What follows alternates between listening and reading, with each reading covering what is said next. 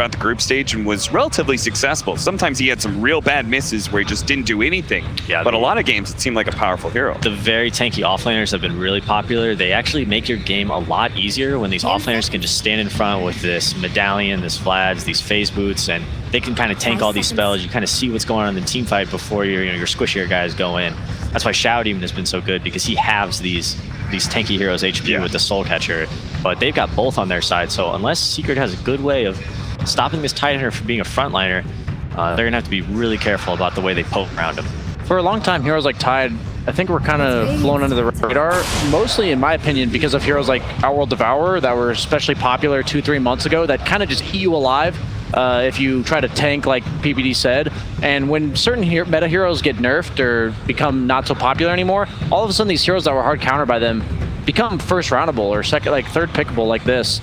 And that's the Enigma. It's a second pick Enigma, which is always a bit strange. Usually I like to pick this hero to isolate core matchups. You pick them on first pick, and then you see the enemy's cores, you counterpick those cores immediately, and you get this Enigma plus tanky kind of offlaner that's good against their carry to play, almost 1v2. But definitely a way to deal with the Tidehunter. The not purgeable stun. What's the East Midnight Pulse? Midnight Pulse plus the Black Hole plus a BKB. Tidehunter can just die during that. Yeah. Do you think there just wasn't a whole lot of other options to deal with the Tidehunters? They just had to pull the gun on it. Tide's so good. Some people like OD be pretty good at killing Tide. You have some people like Death Prophet, but I'm not sure how good that matchup really is. Doom was an old matchup, but Doom's kind of fallen out of the meta as well. In carry role, you have heroes like Slark, but you don't want him against Shadow Demon and Leshrac. Now, this does mean we've locked in the Invoker into the mid lane, right? The Invoker is, I would say, for sure locked into... So EG should be able to change things up right now if they didn't want Lesh. Yapzor, and that's the thing. I think EG's so confident with Sumail on the Lesh. I think they're just going to go for it anyways. We actually, at least I almost thought that the Wind Ranger last game was going to be played by Sumail, but I guess that's a hero that Crit's been playing a lot in pubs, and he was definitely pretty proficient on it. He had a huge impact on the last game.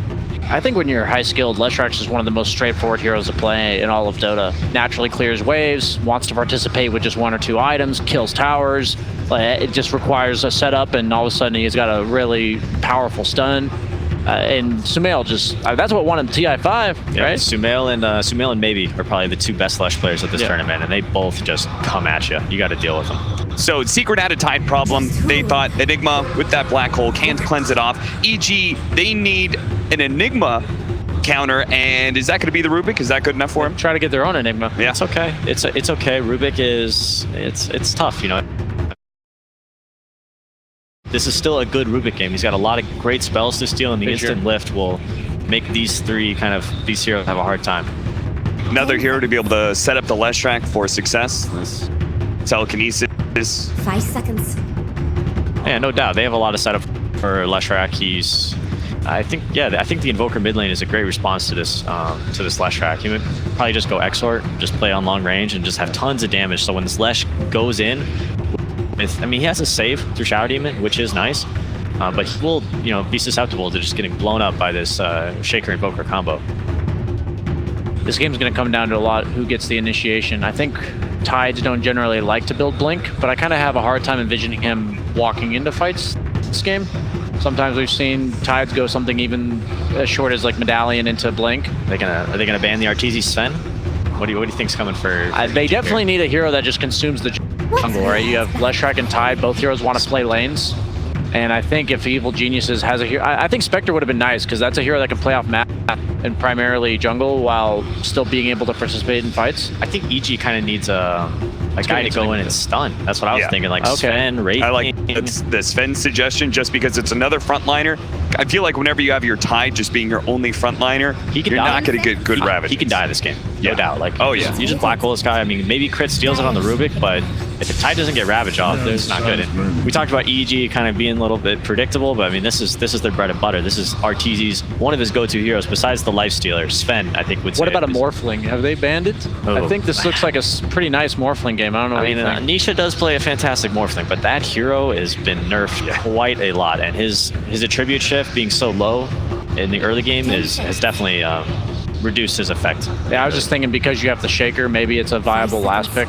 So what's a better option for Team Secret to beat out this Sven Leshrac duo? I like Bristleback. Ursa back against the Shadow Demon, huh? What about all that Warcry armor and stuff? You're still okay with that? Warcry doesn't give armor anymore. It actually doesn't block. You guys kind of put me on the spot. I had to come up with something pretty quick. I mean, I have a better suggestion. I got you. I already said Morphling. I can't think of anything better. Classic Dota players just, always have something negative to say about something. Yo, that's BSJ. I'm just the host of this panel, you know? I'm just trying to blend in, man. I think this pick could be great. No, that pick's bad. It's trash. It's so easy to trash on somebody. Do you feel like your players have done that to you sometimes when you're trying to captain, you're trying to draft? Are you trying to flame bait right now? No, just like anywhere in your history. I'm a little offended, to be honest. All right, 20 seconds left for Team Secret, and I'm still waiting. Not great options. Mr. Carry player. I'm saying that I against the heroes like Shadow Demon, I just want Morphling, like to lane against Tide. The BSJ Morphling, you love to see it. I'd love to see a Nisha Morphling. I don't know about a BSJ Morphling. Oh, Void, okay. Another Void. Our big team fight ult. It could be a nice game. Time dilation is very good against a lot of these heroes. Another way to be able to lock down the Tidehunter as well without letting him get out the Ravage, setting up this Invoker. You said you wanted to see an Exort Invoker. What better way to run it than with a Void? Yeah, I wanted the mobility that went through Shadow Demon's ult, but also I feel that they don't have a hero that naturally sits in front. They have a lot of backline stunners, and Void's a hero that wants to go first, but he doesn't have anybody that I think sets him up for the fight naturally. All right, well, we have our own guesses at what exactly went on during that drafting phase, but I hear soon we're going to be hearing from the coach of Evil Geniuses. You can see on the screen, Bulba. He's overdue for an interview. Peter, your last thoughts?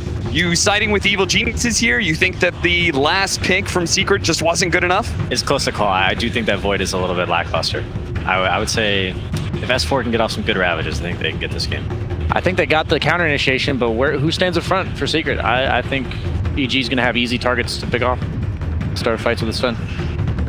All right, well, Evil Geniuses versus Team Secret. Bulba's ready to go. Give us a little information on what happened in the draft, and into game 2 we go.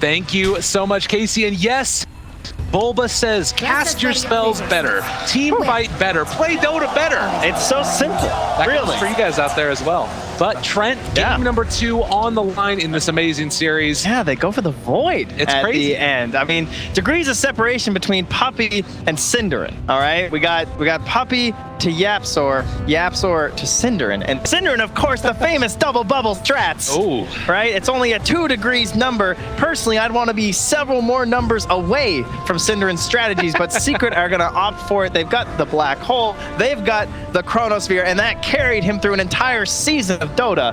Can it get Secret a win here? we'll have to see, wait and see. And, well, speaking of seeing, Secret spotted EG running through their jungle, trying to find a pickoff, was not able to get it. And that does mean that Niche will be playing very safe and sound back behind that tower, not wanting to reveal himself in the least bit. So early movements out, we're seeing a couple of interesting switch-ups. Mid one playing on the Invoker, actually taking Quas first. So usually we see Exorts picking up early on. Arteezy and yeah, sorry, I'm just saying hello down here. Oh, hi guys. Any high fives? Oh, we're gonna dig. All right. Oh, what do we get? Pair of shoes. Condolences, Yapsor. Give him a high five and yeah, just say yeah. Then you know the family repent, right? Shove off. You're not here. Go kick rocks, I believe. That's the expression, definitely. So EG picking up 2 of those Spectre runs, Crit able to get the better end of Nisha there, and already lean on the damage along with the Gush, forcing out that time walk back. You can see the drums are pounding, heroes moving out to their respective lanes. Zai already starting off with that Ring of Silius, as Yapsor is going to do one of the classics that we've seen often, blocking off the opponent creep wave, so that way his creep wave will meet underneath that tower. Yeah, he's got the old mystery build. He actually is just straight up TP home as well. And it doesn't cost Fly all that much in terms of resources, right? Just some Shadow Poisons. And that does give YapzOr his boots, though, so he'll run back a little bit faster. Alrighty. So you finish that last game as Sumail, you get through the first bands, and Leshrak's still there. I'm taking it. I mean, I definitely agree with what EG's done, don't you? Yeah, definitely.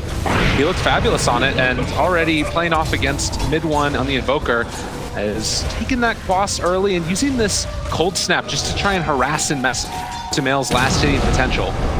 Does mean that he has a little bit less of the base damage, misses on that one, and only 1-1 so far in comparison to the 3-2. It's a good luck thing for Sumail. I think he intentionally misses the first two, like last game, and then things will turn around for him, right? Makes sense, makes sense. You got YapzOr level 1, even rotating through here. Can't find himself the courier. Just walking back, but can still try and harass onto Sumail. But look at that positioning. Yeah. He is way far away thanks to the Observer. Knowing that that's the only angle that YapzOr could come in to try and make a play, and so just hides off to the side in a position where he won't get caught out. And simultaneously, you can see up top. He's also an Observer right down where he just went again. Oh. So now, YapzOr having some trouble trying to make an impact here. Of course, he's still forcing some movements and stuff here, and perhaps can guarantee this bottom rune. Will he even get it, though, is the question. And the coin says no. There's a high five over the Fisher. Team's in good spirits. You'll have to see Sumail gets a DD. This is a great start for him, definitely. The other hero to talk about is the Tide Hunter facing off against the Faceless Void. Oftentimes we'll talk about Tide just being a really good matchup against any melee hero. Is this going to be a tough lane for Nisha, do you think? I think with the Crystal Maiden, she's not the best support right in these situations. In fact, Puppy's even getting ran at right now with that gush early on, the telekinesis, and looking for a first blood here. One more punch. Oh, and Crit going to pick it up as first blood drawn against Puppy. Yeah, and he's off to a good one again here. Crit, a stellar performance on the Wind Ranger. Gonna buy his boots about 25 minutes earlier or so, I think, on the Rubik. Give himself some movement speed in this lane. And you can see also keeping that Bastion, causing some issues with Nisha last hitting, trying to mess up his timings on it.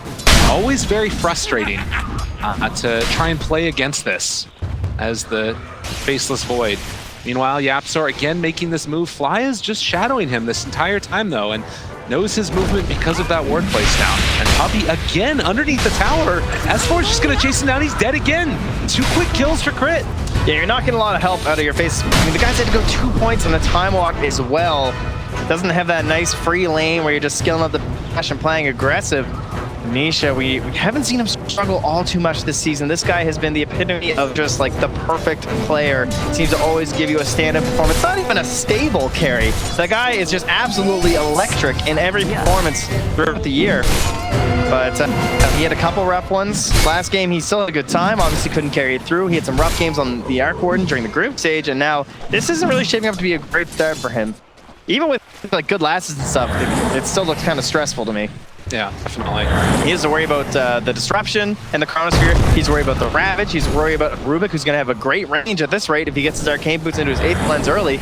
It's going to be really hard for him to actually output damage during the Chronosphere. Yeah, it's less about what's happening right now and what's more going to happen as the game goes into mid stages. Yeah. And so we do see S4 still getting a nice little start here for himself. 23-1, top of the net worth, or rather last hits at this point. He actually has 5 heroes on the enemy team that are going to be interrupting him, right? There's going to be a Yules on the Leshrac, a stun from the Sven. Whoever's outside of the Chrono can have some impact there, which means that his allies have to be perfect with these Chronos when it comes down to the Invoker and the Enigma. And I love this from RTD too. He knows that he's going to basically have a one-on-one matchup against the Enigma, so just keeps on punching away at those Eidolons, not even worrying that much about last hitting the creeps because he knows that he'll be able to come back from afterwards and just kills them off and shuts down the Enigma's laning potential. Good positioning here from YapzOr as the bounty runes are coming. Unfortunately, does he have the time? Yeah, he'll be fine. Got the Fisher, easy peasy. But is that 3 for 1? No, that looks like they're going to be able to pick up more than a few of them, and also getting some more damage again onto Puppy. The captain keeps on getting beat down. 3 kills so far for Chris. Give the guy a little spree if he's able to get it, and yes, it is going to be a win. As that is the worst. That is the worst feeling for Crit. That's 400 bonus XP going to Nisha. The guy is almost level 6 now. Yeah. At 5.5 minutes. with his support feeding 3 times. The tactical feed from Puppey comes out. It's genius. Complained the entire time through, definitely. But still, Sven's sitting top. Yes, afterwards, after clearing through those Eidolons and the rotation, moving Fly, trying to make sure that Yapsor is not going to be able to be effective with the rotation. Instead, it's mid-1 that might end up going down. Diabolic Thieves out, doing a good bit of damage. Is it going to be quite enough, though? EMP trading all the mana. Checks forward, it again. It's going to be enough to disable. Invoker at the last second, Fly trying to make it work, needs another Shadow Poison out, and mid-1 with that quads is regenerating through it all. Secret salvage. All right, I'm just Absolute saying. disaster. I'm just saying XP streak. That's all I'm saying. Where's the Sven? This guy's been alone the entire time. He just got 6. Yeah, that doesn't happen unless Crit gets that spree. It is so weird. And what an amazing chrono, though, coming through the perfect moment. And the Edict damage post-death was not enough there from Sumail. You saw him kind of tickling on a couple heroes, but unreal. Well, 3-4, but it was 4 big ones coming out from Secret, and you can see this rotation that comes in the very last second. yeah, and everything was gone, right? Already used the Fisher. Now Fly comes through the disruption setup, and you pretty much have to accept that mid-one's going to be going down here, and then Big Poppy comes through from Nisha. And look how late the TP is. Mid-one had like 200 HP left. He's like, oh, yeah, no, it's good. I got it, guys. Let me just tank every bit of the Edict, too. Towers helping out as well, doing its part. Well, very impressive, and going back to live in just a moment, we can see mid-1, he's feeling it right now. Thank you. Yeah. Buddy coming through, and now that even turns the things up top there for Nisha, or for Secret, well, S4 and Nisha, I suppose, right? Because now S4 is like, why is this guy like 2 levels ahead of me right now? Yeah, that rotation for a couple of quick kills, and that's the Nisha that we were all hoping to see on the main stage of TI. So we saw S4 just walk away. And a little bit testy down bottom with Arteezy. But with Fly nearby, always has that potential for a disruption save. And Arteezy's still up there close with the Faceless Void as well, especially he's just going to keep on going through the jungle and going to be a lot quicker clearing out these stacks compared to someone like Nisha, who also doesn't really have to sustain this early on to keep himself farming. He's very reliant on the lane creeps. Absolutely. But they are going to try and clear through the stack with the help of Puppey. Meanwhile, down bottom, mid-1 was able to pick up an Invis rune. I still sitting close to his level 6, but not quite there as of yet. And the lift up onto mid-1. They want to try and take this guy down. Disruption, building up the Shadow Poison. Timing. Ravage combination, beautifully played by S4 right as the disruption ends. But Yapsor is there, 3 stacks. He's going to need at least another one. And it doesn't look like they're going to get it. Another Chronosphere lands down onto 2 of them. Can they turn this one around on the Fly as well? Sumail trying to make something happen. Nisha very, very low, and he will go down. S4 manages to find that kill. And that's a streak right back. Now heading towards S4. So we're evening things out here as the streak XP hops around. I mean, 268 gold for him as well. Man, the timing on that from E is actually wild. S4 TB's in at level 5. Only the range creep left alive in the lane. He just moves in time for that to give him the Ravage as they're initiating with the disruption. That is the kind of stuff that range creep is in deny range. I mean, that was terrifying. Yeah, if you don't hit that, then all of a sudden this huge rotation, all these heroes, doesn't work out. But nonetheless, they managed to find the one on Anisha. Could not quite find the kill onto mid-1, who still remains deathless. But now EG in a position with Chronosphere down to try and pressure this tower. And well, there's a TP rotation coming from mid-1. The Fissure to block off retreat, and Arteezy just wanting to walk away. He doesn't have any mana left over, and Tornado left up. Yapsor has him in his sights. They find the kill onto the Sven. Yeah, we've talked a lot about how Nisha's going to have a rough game. We should definitely say the same thing about Arteezy, though, right? Because he has to be worried about the Fissures, the Chronos, all of this Quaswex Invoker early on with the Tornadoes and the Cold Snap control. Very hard to handle. And Nisha now 4 points in the time walk. Not going to keep chasing. He'll let Fly survive. End up leaving the bottom lane and securing these bounty runes for himself. 10-minute mark comes around. And it is going to be the trade-off of 2 apiece. Nisha not wanting to test too much with Sumail. It is something that we should mention. The panel was thinking that it was going to be the Exort Invoker, but with Quaswex now, a little bit less damage to throw into that Chronosphere. But the plus side is that it kind of puts a kibosh on the fights, if you will. Perhaps a way to try and slow down this early game for the the side of EG, right? Try and delay things out, try and mess with things like the Ravages and the timing and all the synchronization that they're going to need to help set up Sumail for an easier game. But Exort, of course, could also just provide a ton of damage with all of the setup that they have on the side of Secret. So as the game progresses and he starts building in towards that Exort, it's going to be extremely valuable for mid one. Well, 4-7, 11-minute mark, as it does look like, again, heading towards this mid lane. There's just been so much focus on shutting down each of the opponent's mids. But Courier going to head off, and S4 sort of doing the hunt. There's no way that he manages to get it, though, surely. And Zai just going to pick up his Midas now and start the farm wars. Top the net worth in the game, by the way. Been given a ton of space in that bottom lane. He didn't manage to take the tower because he TP'd up to help get the kill onto Arteezy when they were focusing their own tier 1 tower in the top lane. So that is one thing that, you know, the typical Enigma game would have liked to have, but still very happy with it so far. And now Tornado's on there from Crit, so perhaps a smoke in the near future for them to try and make a play with Sumail. Yeah, it could be really nice, definitely. See if they need to make that type of a move. S4 is trying to bully up top here, just walking under the tower, anchor smashing some Eidolons, and put the threat onto Zai. And that brings the two supports over for Puppey, and the App Sword just say, oh, okay, everything all right here? Again, playing very reserved at this stage. We Looks like they want mid lane. On as Crit. Can I be able to find the lift? Pull back now. Ravage to land. There's a lot of regen coming in, but it's not enough. I like the way they're using this Ravage. I think it's completely fine to just shut down one of these two cores early. If you can secure a kill on Tanisha or mid one, that's a great way to go for it in the first couple of minutes. Now, ideally, you're securing towers after this, right? Especially when you have the Leshrac. Yeah. But it looks like they're just a little bit too threatened from Nisha's start here on the Faceless Void and concerned about the potential rotation of the Chronosphere. Now, there they are going to approach, though. Definitely like this. Wow, very, very bold. Crit position and fly back behind as well. Interrupt if there is a black hole there. Tornado available, and the tier 1 tower going to be denied, but still taken. They brought all of those big spells in, though, right? They have the Chronosphere.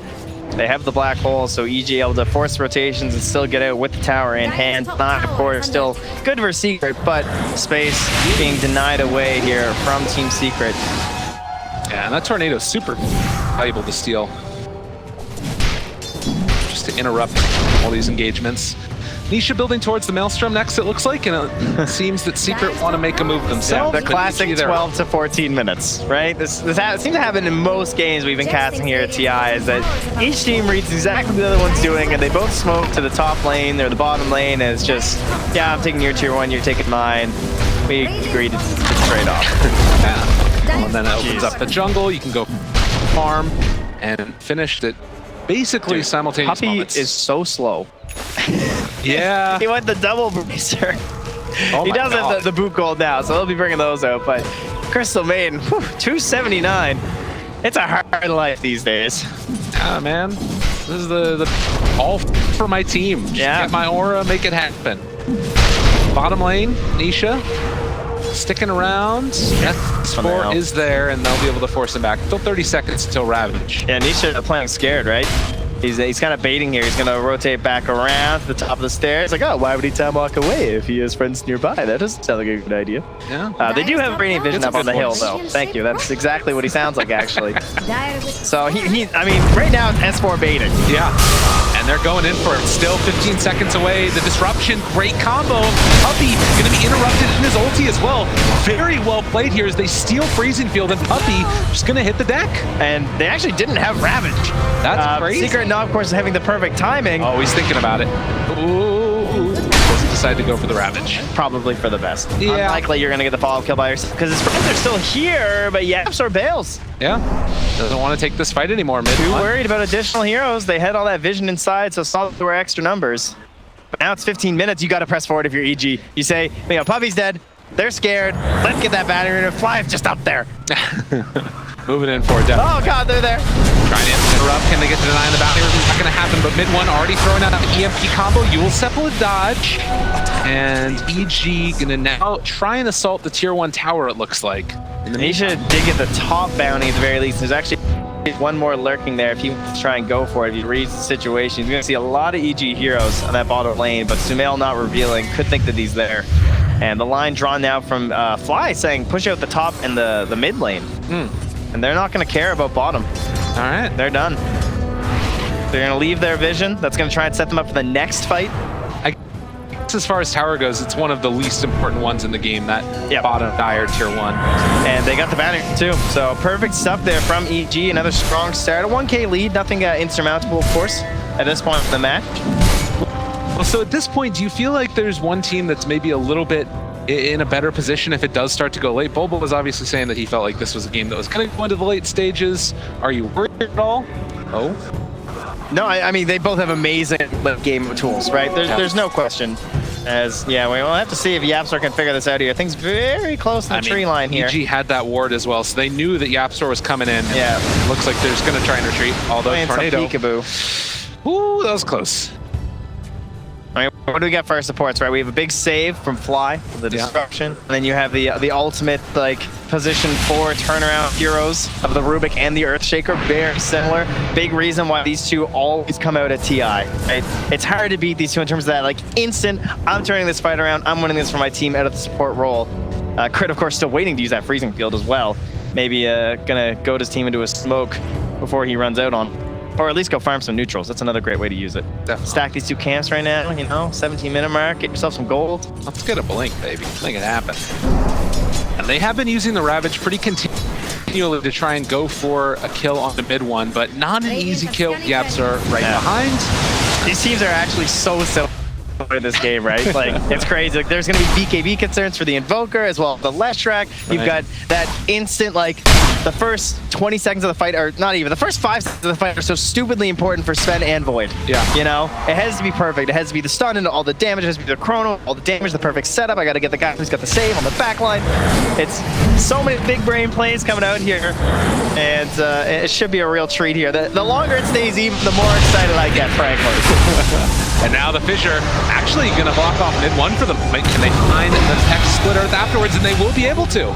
So they take down mid one. Just the wraparound coming, and YapzOr not able to save his mid player. Yeah, take a number advantage here. Threaten with the Ravage with the Soul Ring. Gonna start pushing the tower a little bit. And speaking of pushing, you got the Boots of Travel finished up for Sumail. Yules and bots at 18 minutes. Radiant's top tower. See Dota plus favor in Team Secret right now. I feel like this Faceless Void could be one of those heroes that they just really like a lot, like the Spectre. His potential in the late game. We're going into it feels like. But we will see. 7-7, 18 minutes in. Right now, both teams getting into the next series of items. Sumail has his bots, push out the side lanes more effectively, maybe start to put some pressure along that top tier 1 or tier 2 tower rather. Yeah, into that jungle zone. That ward's still surviving here for EG. It has given them so much information. And now a sentry catches a sentry, which makes Puppey perhaps a little suspicious, but he won't drop another. Catch an observer. When you see the sentry like that, you gotta think like, do they have vision here as well? So yeah, he's dropping down some more. They know though. And S4 wanting to make use of this early Blink Dagger purchase. Yeah, another very aggressive Tide build, right? No medallions or solar crests or anything, just straight for the blink, all about the Ravage. Puppey is there. They have an idea that he's in the area, but they don't have the Sven with them. Smoke breaks now onto Puppey, getting some vision, chasing forward. Disappointing if they have like the Purge. Still looking for YapzOr. S4 wanting that +1. They're actually grouped up together. Zai, he's got to be so careful. If S4 goes, he jumps forward. The Ravage going to connect on the 3 of them. The follow-up comes through. There's no black hole in this fight. Can they hit mid one afterwards? Dual Scepter to interrupt. Puppey going to try and play interference, but big win for EG. Yeah, and a good steal for Chris. If he gets the level 4 Crystal Nova with 3 points in Arcane Supremacy, that thing hits hard. Still going to have to back out again as S4 a bit too far. So having those huge nukes coming from Crit now, you can see the damage being dealt, and it was just that quick reaction and that ward. The ward you talked about, at bottom lane, scouting it all out. That is the most value ward I've seen in a long time, I gotta say. And from an area of the map that doesn't necessarily get that much play, but it feels like EG they've forced it, right? By the way they're controlling the lanes. Looking for the catch. Nisha gonna pop the BKB and just trying to fight. Puppey gonna pop the ultimate as well. Isn't it enough to kill off Sumail? I think the answer is yes. And now looking for Fly. Nisha able to make the move for his team as they did not anticipate that BKB. And instant smoke too from YapzOr. He says, I've got more here. I don't quite have my Blink Dagger, but I want to force a fight while we're at the advantage. Mid one chasing. Oh, mid one has an a feeling Crit is going to be the one that's caught, and Arteezy needs to get the heck out of here. If he is not careful, might get killed off afterwards. Tornado gonna find the lift. They're in trouble. Trying to get the time off. Wait, Crit's actually living through it. They follow up the follow-up stun, but it's not going to happen. Does a little dance before his death. EG lose 3, and back and forth we go. Man, that BKB reveal could not have gone any better there for Nisha. Gets himself a double kick, puts his team in an excellent position for a follow-up, and now pushing the tier 1 mid with the Enigma. No real chance of defense. I can't believe that score's even coming in here. He's real again. He says, hey guys, they got nothing left. Just a black hole, and I guess he doesn't care. And man, this guy Kraken Shell, still all happy. Maybe try and bully Puppy a little bit here. There's a chance. He has Blink Dagger, the time dilation slow. S4, he does not want to run people anymore. Didn't have the gush up because of the time dilation. So, 21 minutes, 9 to 10. Only 1,000 gold separating these two teams. And the BKBs starting to come out means that this is where the fights become a little bit topsy-turvy. Yeah. Feels like there's a bit of a worry for Arteezy, right? Like he's gonna start losing some of his space. That mid tier 1's gone. They lost the bottom tier 1 a little earlier. Perhaps the invasions are gonna begin now from Secret with the Blink Dagger on Yapsor, and he still needs quite a few items on this Sven. But you know, he's got the Midas efficiency, so it's okay. Yeah, that's the way to win. He's gonna smoke up. He's looking for that initiation for the team. So we got Stormhammer, we got Ravage, we got Fly Smoke getting popped by one with the dust now. Yapsor trying to play interference, but the Ravage comes against S4. They take him down, and EG pick up another 2 key heroes and immediately into the pit afterwards. We have completely different philosophies between S4 and Zai, right? Yes. Zai's playing the game of the threat of the black hole, and S4's playing like Centaur right now, where he's just getting 2-man stomps off again. This guy, I guess the perennial scapegoat for S4 or for EG throughout the year. S4 Doom, you know, the only hero he could live and win on, kind of a deal. The guy had some pretty rough games, a lot of 0-6s, 0-7s, but it's TI time, baby. The guy's a TI winner. He's been up there. He's done this. You think this place phases him at all? He knows what he's doing, definitely. Definitely proving the haters wrong here. Playing a fabulous Tide game so far. Still, though, is a hero that's naturally going to be a little bit behind in terms of farm just because he's not going for that Midas that Zaya's going for. It feels like Secret are kind of prepping for that later stage. But EG just getting the Aegis now, going to need to deal with a smoke coming from Secret with Chronosphere available. Yeah, time for the aggressive is again here once the Ravage is back up for EG. Until then, you do have to try and dodge exactly what Secret are bringing. Well, Secret trying to find an opening here. It feels like they know exactly what's happening. They saw Zai rotating through.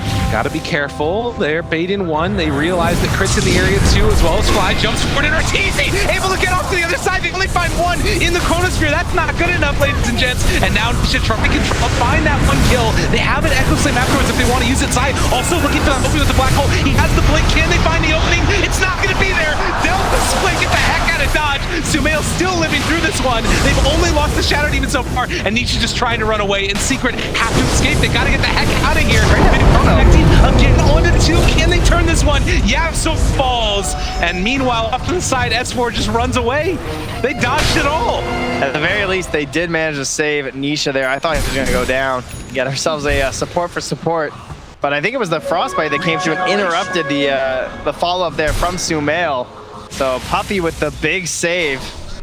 Keep his carry alive, because that was not looking too good. But for EG now, they're going to press forward. And they won't have the God Strength, but they do have the Ravage, which should be enough with the power of the Aegis to put themselves well past this tier 2 kind of wards we got. We got 2 observers right now from Fly, so gotta get some special placements here to keep control of this dire jungle. And a scary moment as well coming from EG as Crit has that Blink Dagger done. And as you mentioned in the fight, stolen Chronosphere. This could be one of those moments. You gotta be so careful if you're Team Secret. 3,000 gold lead, but more importantly, cooldowns. Still working with them right now on Secret. They have 30 more seconds until Chronos back up, but around 90 until they have Echo Slam again. Yeah, they just want mid, I assume, for EG here. Have to push that bottom lane first, but they've got time with the Aegis to still do this. Good observer ward here, still spotting what Sumail's doing, hiding in the tree line. looking for it. Zai moves in. They have the black available, but saving it for now. Meanwhile, in the mid lane, it looks like a jump through. They're still going to find the one. Sumail looking, he's going to go down, but able to dodge away. Puppey finds the kill. In the meantime, mid one dies. All right, calling all reinforcements. And this was the Aegis, so Sumail's back again in a sec. Some long TPs down here. So they're even thinking about sticking around because they have the Chrono back up now. Maybe going to attempt to force a backstab here, but EG, they still like what they see with mid one being dead. So contemplating a mid push here. Arteezy, he's being so stealthy, he's not even using his Midas, which I know is killing him inside. Yes. But he waits for that perfect jump. We all go through pain for the victory. He's itching right now. Camp's just right up there, but they're really something for the good. jump in as they catch out Zai yet again. Another round. Evil geniuses keep on finding these pickups, and it's the vision over and over again. Those wards placed down, spotting the opening, and now EG walking hot. They still got Chrono. The Golden Club was worth the wait there. S4 has been incredible on this side and are so aggressive with this Blink Dagger. Careful, be careful. Where are you going to step next, Secret? Arteezy. They still have Chrono. Dodged out, keeping it for now. Both Secret and Evil Geniuses Chronosphere. A little while left on the spell steal. Who's going to have the better Chrono? That's the question. 55 seconds of precise timing. Thank you very much. And the back away. EG managed to get some damage onto that tier 3, but really it was the tier 2 taken, and now Secret, no more tier 2s around. Radiant are scanning for enemies. And again, it's every time it feels like it's Evil Geniuses having that vision advantage. BSJ mentioned on the panel that it was going to come down to who found the better initiation. That's what's been happening. Yeah, we're not quite at that like late game stats they're looking for, but yeah, you look at those sentries placed, and there it is. Wards destroyed 3 for Secret.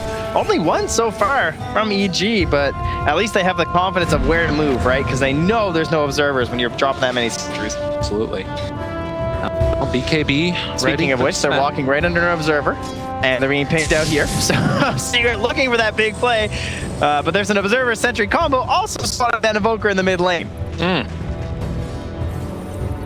Both teams under vision, not willing to take that fight.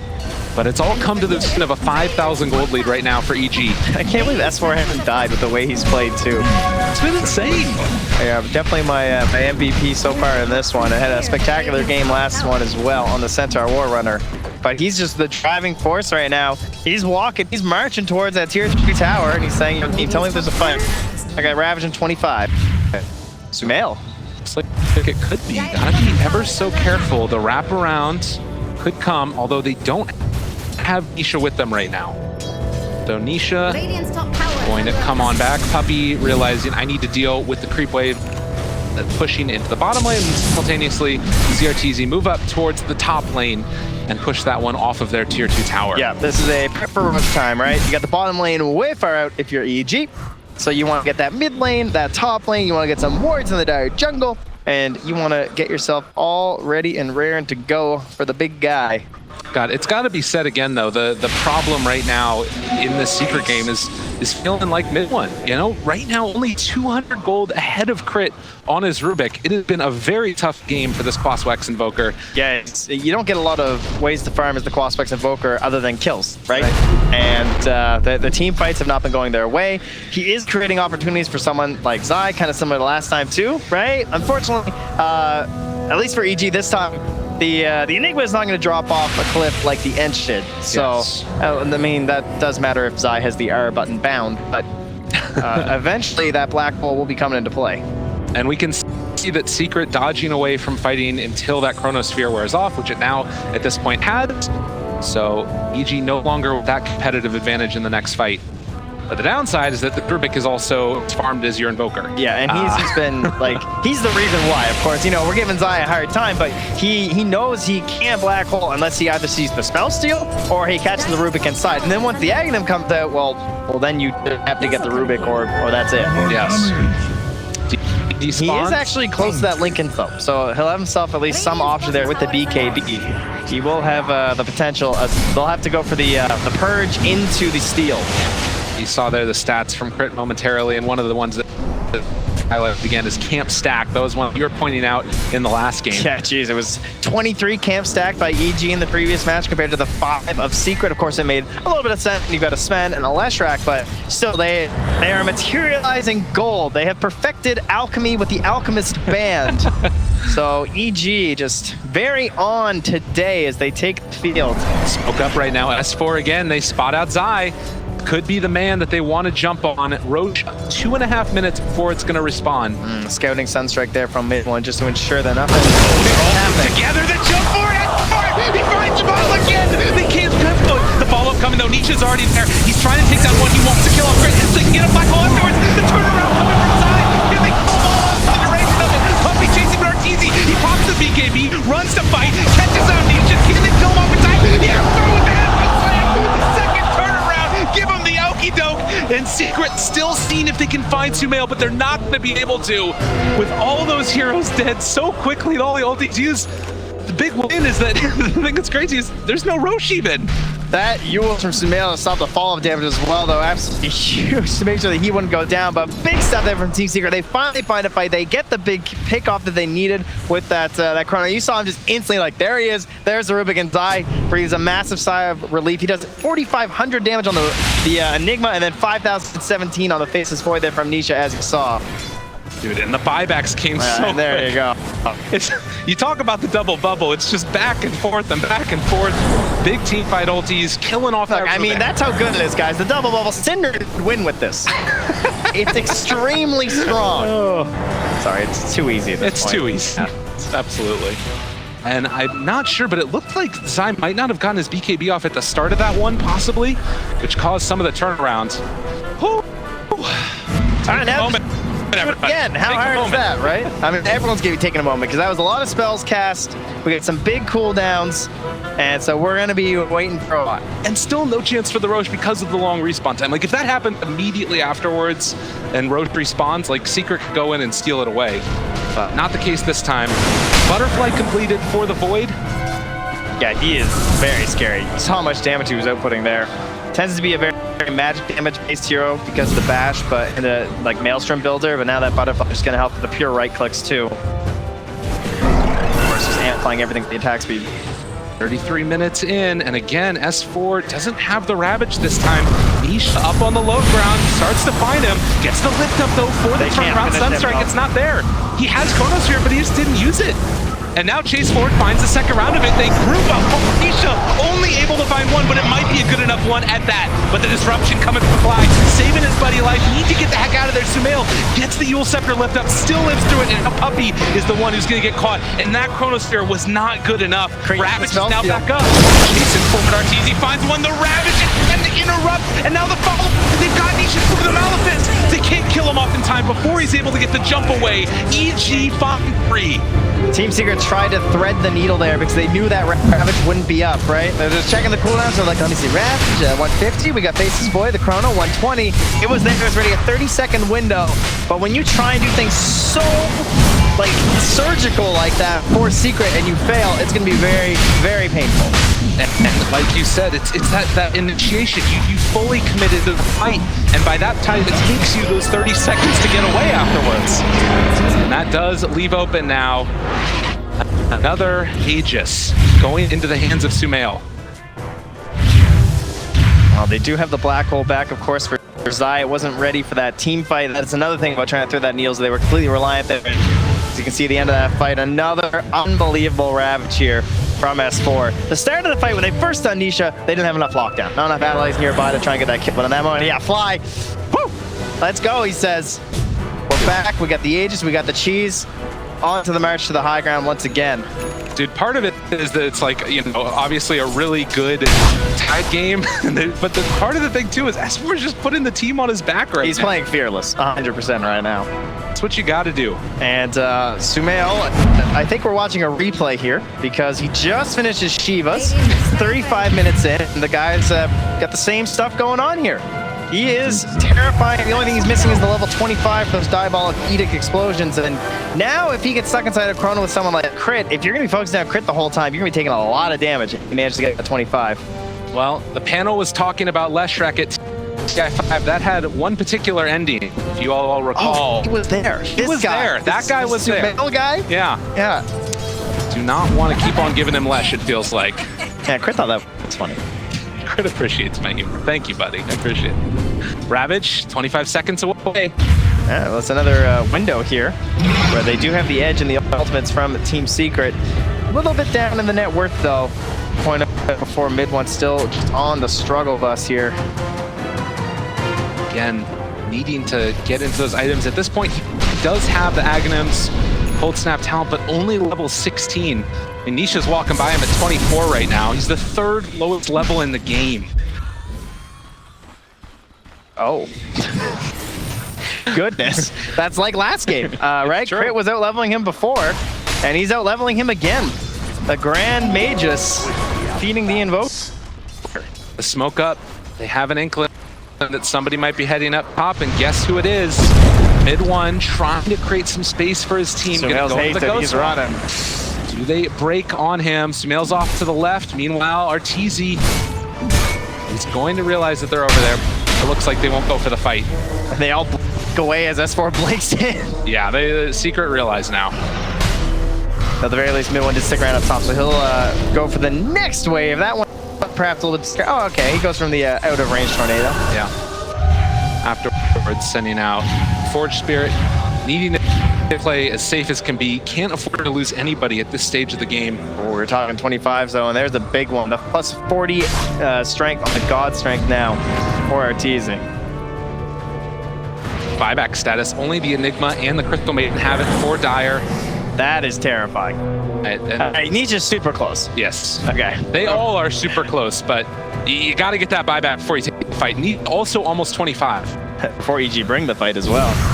It's only a minute and 45 left here, though, on that Aegis. They spotted him, I think, on that ward. Sumail looking for an opening here. They're also bringing in Arteezy. If Nisha shows up. These wards down here. Oh, God. It's been insane. That other ward, Nisha needs to be so careful. He jumps away, though, realizing what's going on. They jump in, they find him, and they get him. Oh, my God, they get him again. He did manage to get buyback gold right before that. But the greed, man, not BTPing. I mean, you can't blame him, right? That was the field TP. That means that they know that Sumail as well as Arteezy are not here, and they're going to find at least one turnaround kill. S4 moving in, looking for Yapsor, but Sumail boxed into this fight. They've caught Puppy with the splitter. They find another kill. Off to the side. Careful about this buyback, though. Oh, not only that, they don't have Kurt right now. They can't stop a BKB black hole. They maybe need to find one first, and S4 could think about jumping in if they want to use it. Arteezy also behind enemy lines. They can't black hole the Aegis, though. Unless they're super confident in the chrono after with a buyback, which would be fair. Again, maybe a little bit risky here from Evil Geniuses, as they are going to walk up, take down this tier 3 tower. Sumail back. Going to try and back out, yeah. They just want shrines. Need to be careful.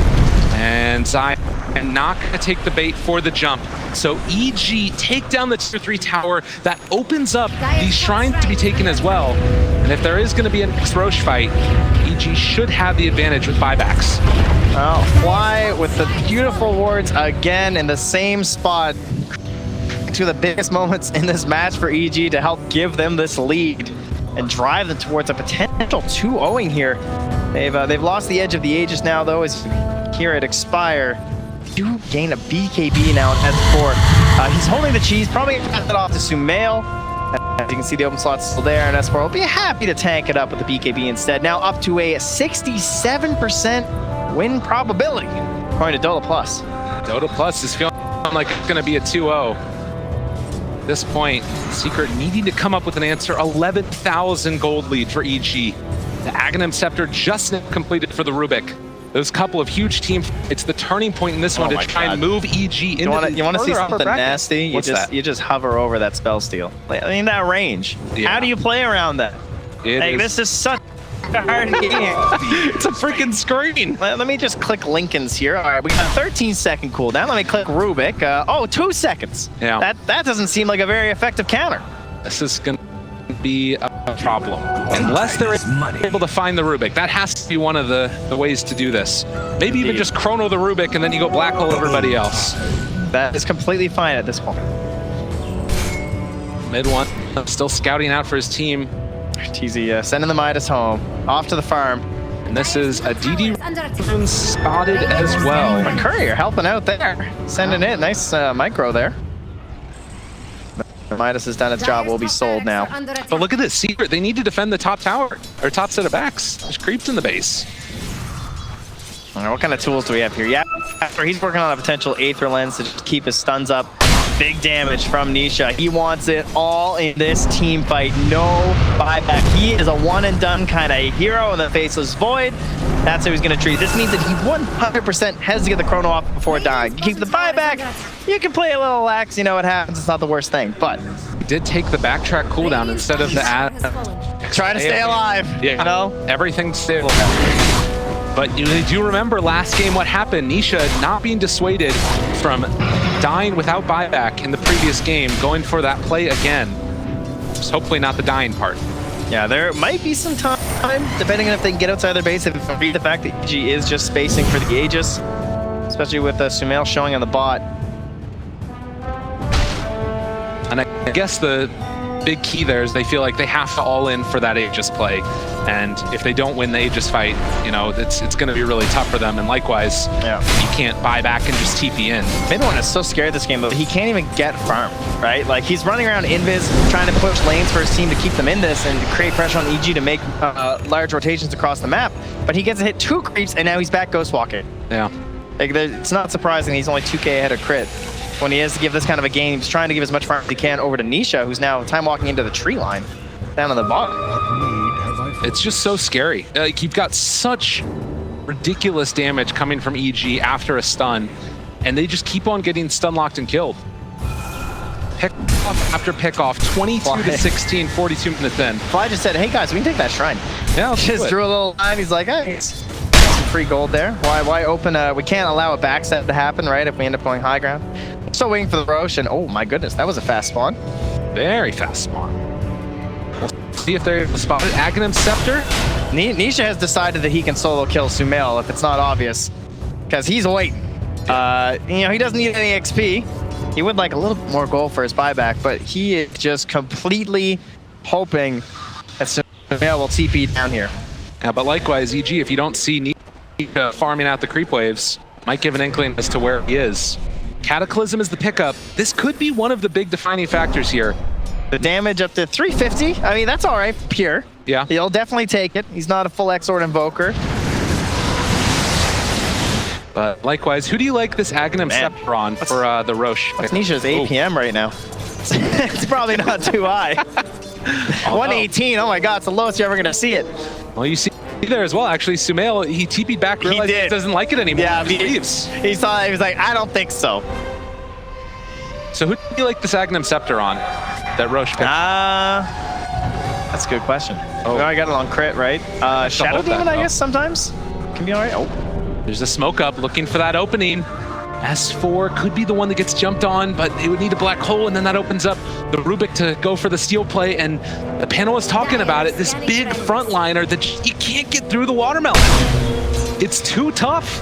they have 2 of the non-Kraken spells too, but the Rubik It's just too scary. You can't initiate on him. and well, look where Sumail is. I mean, that creep wave is going to be heading in here. He wants to be nearby because he thinks that Secret might take an opportunity to jump. But they're keeping that wave up, and now Fly pings it again. It's just like, maybe we keep this going? Just the understanding of where Secret was going to come from and holding all they're the trying high to stack grounds. it. Yeah, they stopped the force spear from getting it. So they have to sunstrike it, and they say, indeed. Roshan awaits. And EG with that are going to move into the pit. Going for the quick kill here. We got the black hole. We got the freezing field. We got Scary. the chrono. We got the echo slam. Everyone has their moment here from Team Secret. The question is, can you get there in time? I can give you a quick answer. It's absolutely not. And Roche is going to go down. They pick up. Sumail's going to carry it around here. It looks like it is indeed Fly who's going to get it. All right. It's a nice Ags. I mean, you don't often get to get it right, but 3 charges on the Demonic Purge. I do agree. I think it's better than the Tide one when you're rocking the phase boots, right? Because you already got mana issues. Spamming Gush on this giant wave and torrent is a little bit tough, and the guy wants a refresher too. So Yeah. Need all that mana for other. He's gonna need some mangoes at this point. He's got the soul ring. I'm sure it's all fine. He's done the math. 15,000 net worth lead in EG after having taken that Aegis, getting the eggs, is going to be in a position where they can possibly try and push for the next set of racks here. The comeback in the last game was virtually impossible for Team Secret. They got down like the racks and everything. And this time they're still holding the high ground, but even more importantly, they just have the better heroes, right? This is much more of a game where it can happen. Unfortunately, they still have the exact same problem in mid one. He's still not scaling. Did pick up a refresher here. So all of his spells double damage. Cast spells, got it spells. Gotta be careful. Alacrity onto Nisha, looking for their opening to Mail. Gotta watch the scythe. Nisha jumped in here. He's got a BKB preemptively. Yeah, it's really dangerous. And Sumail taking a lot of damage. You'll just dodge the hit, but the Cataclysm. Was that just the Sunstrike? Just the Sunstrike. Just holding on. Saving it for the second round afterwards. So that is going to be the end of this push for now if they burn through the Aegis. But they will at least get one rain tracks with one last hit from Mr. Cardi. Yep. Quick loss though from Team Secret on that. Now the call is to head down to the bottom shrine. I mean, that's the thing. Like in these moments, you've got so many potential ways that Secret can pull it back. You got to play it as safe as can be. You don't want to be the first mover if you're EG either, right? Unless you see this like perfect opportunity, which is always hard to get going high ground. You would rather they throw the Chrono first, right? Put the pressure on Secret. Don't reveal yourselves as with Rubik, and only feed out your left track with his Aegis. And we could maybe see one of the problems that Secret have in this game, or rather EG have in this game, is there's a lot of outspam, a lot of damage spells from Secret that don't require big initiation. Yeah, but now we do have a BKB on Sumail to help replace that Aegis. Oh, crit. They realize he's there. Jumped on all of them. Says Spores in the median on top of him. Look at the damage coming out. Oh my god. They didn't stand a chance, and Crit looking to try and chase him down. They don't have buyback on the Invoker with the Photosphere. Do they have any follow-up? They need the buff afterwards. And Zai able to get it onto both of them. The huge combination coming out with the Echo Flame. One more. Secret. They know it is. Is it going to be enough now? They're trying to sneak down in time. 4-step up to the other side. And PS4 gets the cheese off. Trying to run back now. They still don't have mid one, but they forced all these buybacks. EG, are they really going to try and push for more now? Oh man, S4 with the big bad punch. And look at the damage coming from Zai though. They just spent so much on buybacks and on some big heroes too. Crit, Arteezy, and Sumail. Possibly the three worst ones have to do it. But again, the big counter to the Chronosphere, it's always the buyback. Nisha has 6,800 gold. He might have to go back home and buy the refresher. They need to think about it at the very least. 4-step, keep him alive. A second 4-step just pushes him great. But they do have buyback right now on this Earthshaker. They got to try and hold at this point in time. They can manage to hold things out. All of a sudden, they're going to be in a much better position with those buybacks on cooldown. It's back. There's no glyph. They're protecting. And so much damage. Oh man, Sumail. It's a bold play, right? But they've read the situation. They know they only lose the Chrono in the black hole. Nisha again shows, still holding that gold. This is one of those moments. You look at it, and EG, they committed buybacks for this. They another. And it all started with that pick on the crit. God, look at the damage coming. Yeah, that plus 250 talent is a absolutely monstrous one when it comes to the Anchors match, and the follow-up there from crit to keep things going. But beautiful. Nisha finds it. Easy pull-up for Zai out of the disruption. It's safe, but it's also a setup, as BSJ pointed out. And YapzOr, after 2 games on the Earthshaker, feels like he finally found himself an echo that mattered. Yeah, barely able to get out that break. Also coming on to the Faceless Weights. Their worky bashes afterwards. Mid-one's like, thanks, team. I know, I got this. I'm coming back. 7,000 net worth lead, but again, buybacks. The big deciding factor in these games, and they use 3 of them. Yeah, and that's... Oh, lordy. Yeah. Oh As far as the gem first, though. Passes it off to Crit. And be looking for mid one as he runs around the map here. And the scary thing is that mid one will eventually become a hero. He's getting closer to that late game Invoker status. Level 20, having the Cataclysm and the Refresher. We didn't see that combination come out in the last fight. And even still, Secret were able to win it. It does sort of beg the question, if Nisha manages to find those Chronospheres, can Secret bring them down in time? Also, I can't believe he's also going back for the Satanic too. And then he's going for the Lincolns he's thinking after, so Nisha just has full confidence in his first chrono. He knows that they're also lacking damage, right? Which is the other thing, that he can't fully invest in the refresher. I do understand that as well, or that line of thinking, because mid one's not offering a whole lot. He's just spell casting with the refresher Gagganims. Same thing essentially for the Earthshaker and the Enigma. It's all just holding people in place for Nisha to bash him. goes back for it after picking up that Satanic, like you said. But Wait, he went off the Lincolns. yeah, I guess the other thing too now is that they have more points up in Exort, so alacrity matters more. He needs a base refresher too. He doesn't have to like carry it around. So now he's got the 6 slots. I'm definitely down with this over a Lincoln's. Mid one again, scouting for his team. Getting closer and closer to that time. It's still where anything can happen in the late game. Feels like we're going to be waiting for that next Roche. Yeah, I can't believe it's been brought down to just a 3K difference in terms of the net worth as well.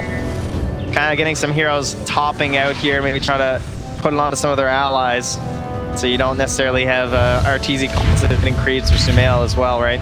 Yeah. Sumail is closing in on the Octarine core though, and with his BKB, man, they're going to take these last racks so fast. It might end up being a mega creep game. We all know that doesn't mean it's over. That's for sure.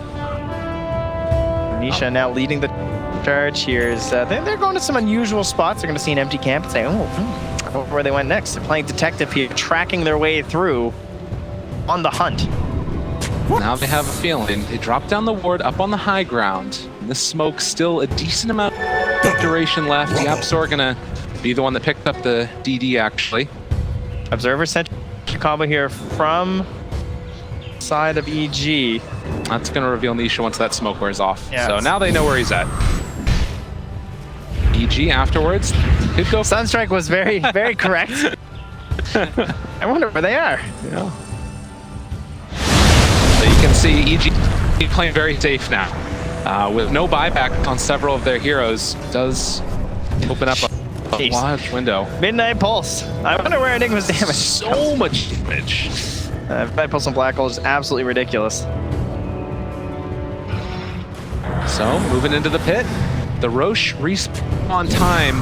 Minute and a half. All right, what does that do for our buybacks? That's the big question, right? It's not quite good enough for EG. They're not going to happen by the time the Roche spawns. They needed a real long Roche. Yeah. It probably won't be game ending necessarily though, with only a minute.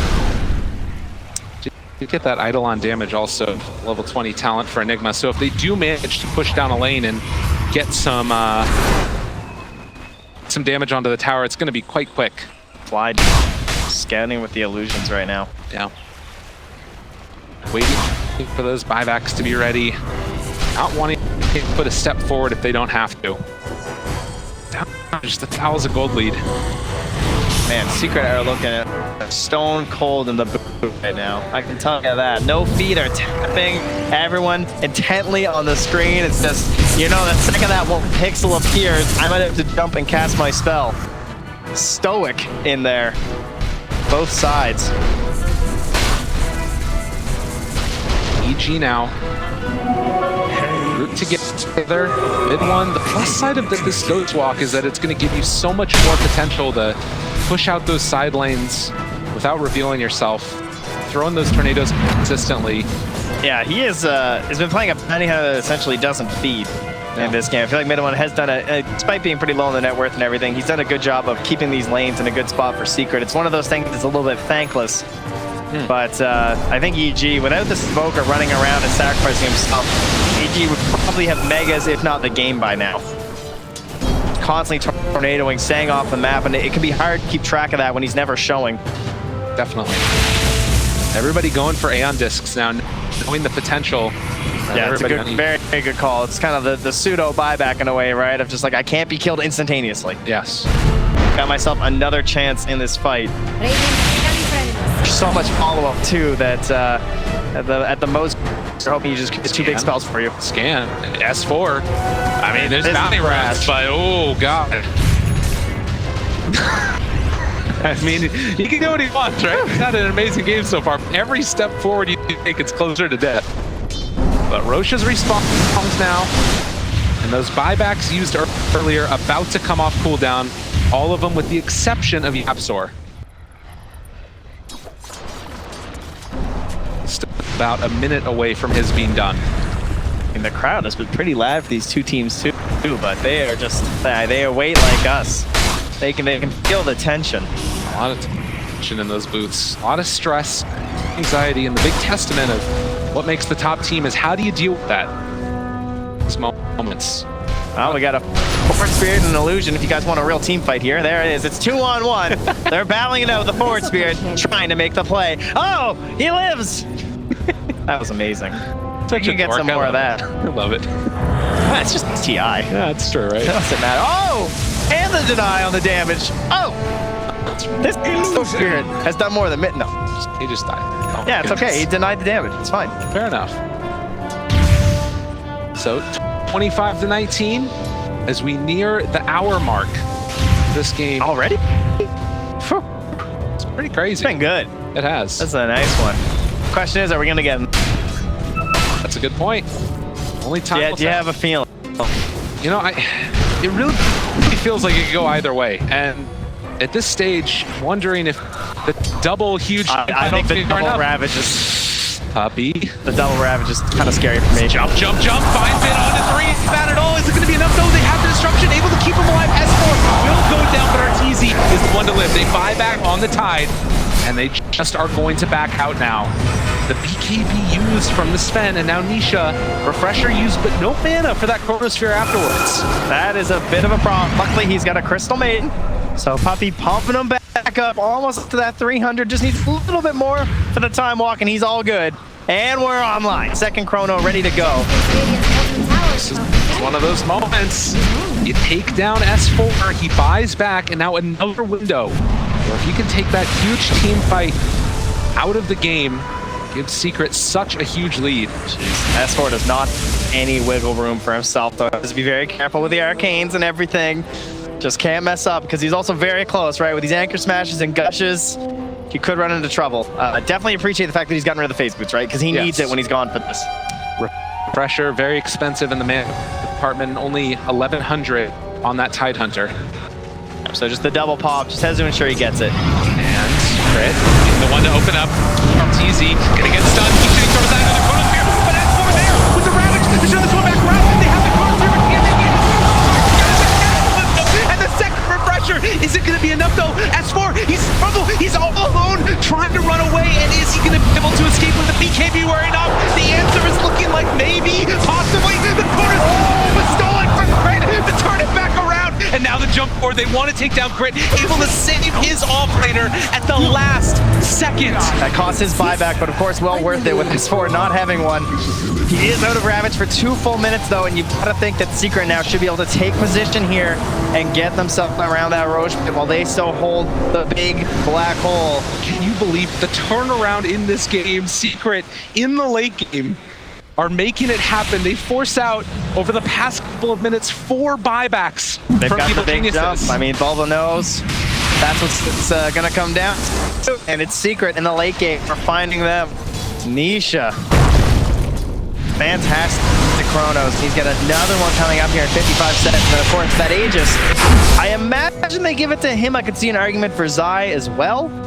Maybe even Yapsor, but he's not. Yeah, I think I'm leaning towards Nisha, because I think if you have Chrono, these fights are just incredibly difficult for EG. Well, it doesn't even feel like Secret are willing to go into the pit as of yet. A little bit too scared, just walking in there. I don't know, Ravage. Nisha jumps forward. He finds him, blink away. Stolen time walk. Tries to jump. Tries to find. Oh, break the catch. Is it going to kill? They're going to the where's the damage? They don't have enough. He's through, coming through. EG trying to get him. And the break kills on his side. Now I need more. Hex is out as well. Who's that Puppy going down? Almost killed. One more right click. Finishes him off. Oh, the defensive black hole is not usually the one that you want, but they needed it there for Nisha. All right, He stole it. They have it stolen. Crit has Black Hole ready. with the Aghanim Scepter as well. He's going to get himself a big old Midnight Pulse under the 2, and that could bring down the beefiest of heroes. But Nisha, he's back with the double chrono. The smoke up coming. They're moving right into the pit. And do Secret know? They might not be aware of this. There's a DD bot. Nisha, how bad do you want it? They're leading. Either they don't know or they feel like they can test, but with double Chronosphere, you would imagine that they feel like they can go and fake. They don't seem to. Not quite They're in scanning. time. They know. And a little bit too late on the draw. Secret are going to give this one up. So Refresher, Aegis, Aghanim, Scepter, and a cheese. So that's 2 black holes, ladies and gentlemen. Oh my god! Double black hole for Crit. Can he do magic? Graham Aegis. 60 minutes in now. No pup for 60 seconds. EG, in the duration of this game, have been able to take down 2 of the racks, but as of yet have not been able to break from Aegis. We also have the Aghanis picked up for Sumail too. All right, Niche thinking about jumping. He has no vision right now. No vision at all. But they're down on the low ground. Does he spot them out? Not quite. They're behind some trees. And he spots them. He gets Nisha. Soul Catcher already out, looking for the follow-up. Is it going to... Oh, yeah! The brand! He's in trouble. The slowdown. The second one. Nisha going to get caught. Nisha going to be killed. He has 100 seconds away. Now mid one trying to run out of their S4. He has a Ravage back up in a second as well. But they can't quite find him as of yet. Nice out of there. He's going down to the wave. No one's in the base. Look at this. EG, the tier 3 tower. We have the black hole. We have the refresher. We have the chrono. They have Just a moon one. chart on Sven. 5,000 gold lead right now for EG. Just when it's looking like Secret have figured this one out and gotten those big team fights. It goes right back the other way. The jump is there from S4. And still a ton of duration left on that black hole for Rubik. They haven't even had to use it yet. And you see the swing back and forth it goes. Back to just about 50-50, 62 minutes in. Icebox having some trouble up there in the booth. He's sliding it left and right, trying to read what's happening. And you see there that... But it's an enigma. Oh. Up on the high ground. There's no time for replays. Things are far too dangerous right now. I appreciate this production because you never know. There's one moment. Especially when S4 blinks into a creep wave. Jump forward, finds 2. That's a good 2 to get, but the Disc already Croc Crit living through this one, trying to find the follow-up. It's going to be them. They take that one. They are going to possibly... No, they can't get Sumail. He's lucky only they find the finish. The black hole dropped down onto Arteezy. It's not enough. They're trying to run away. Is it going to be enough to break, to catch the control? He time ups out of there, but now...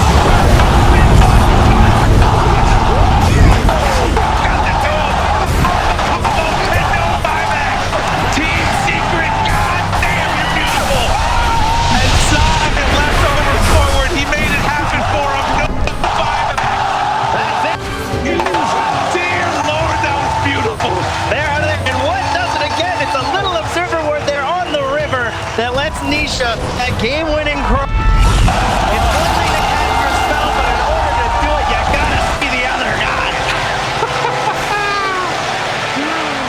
Oh. What more can you say after a game like that? Team Secret getting the adoration from the crowd. Shanghai loves these guys. Shanghai loves the big spells, and I don't blame them. A hell of a game to watch, and a great way to send us towards that game 3. As Puppy is gonna march back, he's gonna relax, check his hair a little bit, still looking really nice and fly. And mid one's get, well, much like the game, he's lagging behind a little bit.